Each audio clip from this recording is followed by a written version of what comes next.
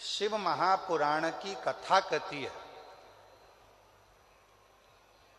बैठे बैठे किसी किसी माताओं की, किसी किसी मेरे जीजियों की, किसी किसी मेरे जीजाओं की, बेटों की, बेटियों की आदत रहती है कि वो बैठे बैठे कोई भी चीज उठा के जमीन को खुरदते ही रहते हैं।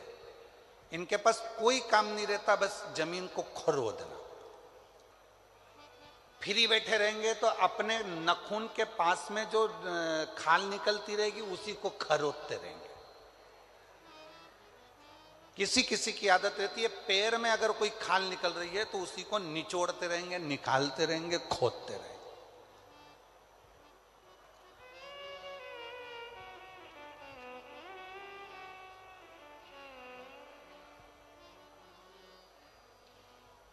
और शिव महापुराण की कथा कहती है, यह अच्छी बात नहीं है।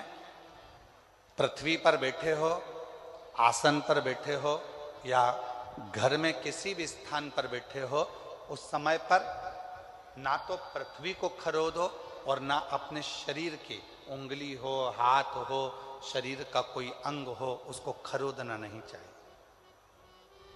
इससे दो चीजें आती हैं, एक कर्जा भी बढ़ता है, दूसरी दरिद्रता बढ़ती है। कोई व्यक्ति दुकान पर बैठे बैठे दिन भर अपने हाथ को, उंगलियों को खरोदता रहे, नाखून ही तोड़ता रहे, हाथों से नाखून चबाता रहे, या कोई ना कोई ऐसा काम करता रहे कि पैर के खाल को ही दिन भर नोचता रहे, या अपने पैर से दिन भर बैठा बैठा वो जमीन को रगड़ता रहे, या अपने पाँव से, नाखून से पृथ्वी को खरोदता रहे, तो ये तकलीफ उत्पन्न करता है,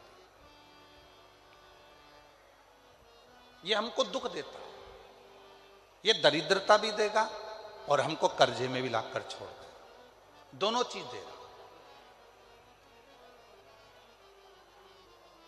अब कनक दानव पृथ्वी को खोद देता है, जहां जाता है वहां दिन भर खरोता खरोता खरोता खरोता पृथ्वी को जाता रहता है।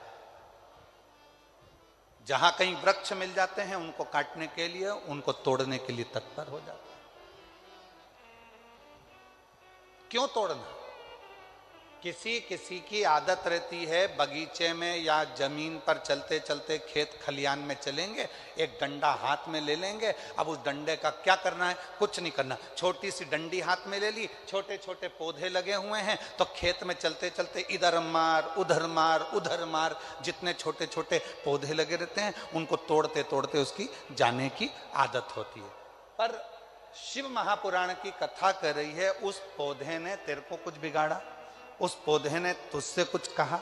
वो तो एकांत में है, एक और है, साइड में है, तेरे रास्ते में भी नहीं आ रहा। मान लो तेरे रास्ते में आता तो तू उसको तोड़ते हुए जाता, चल जाता, पर किसी पौधे में डंडा मारा, किसी पौधे में हाथ मारा, किसी की पत्तियां नोची, किसी के पौधे को तुमने तोड़ तोड़ा के नचित कर दिया। ये शिव महापुराण वर्णन नहीं करती। भगवान शंकर प्रकृति के देवता हैं। शिव जी को प्रकृति का देव माना गया।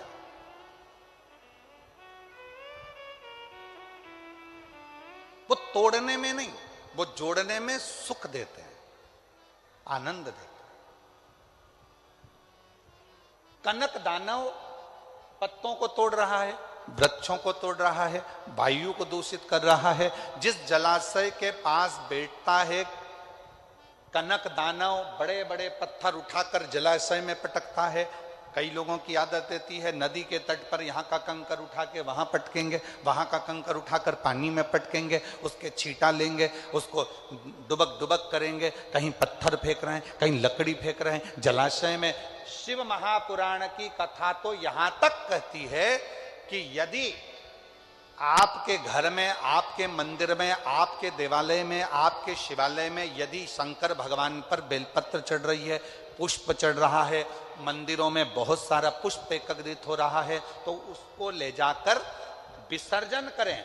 विसर्जन का मतलब ये नहीं है कि नदी में, तालाब में, बावड़ी में, कुएं में ले जाकर डालें। विसर्जन का मतलब है किसी एक स्थान पर उसको एकत्रित करें और जब वो पूर्ण तरह से नष्ट हो जाए, तो उसकी खाद बनाकर किसी पौधे में ले जाकर डालें, जिससे उस पौधे की उन्नति होना प्रारंभ हो जाए। जरूरी नहीं कि आप जलाशय को दूषित करें, जरूरी नहीं कि किसी नदी, तालाब, बावड़ी या कुंड को आप दूषित करें। विसर्जन का मतलब है कि जब आपने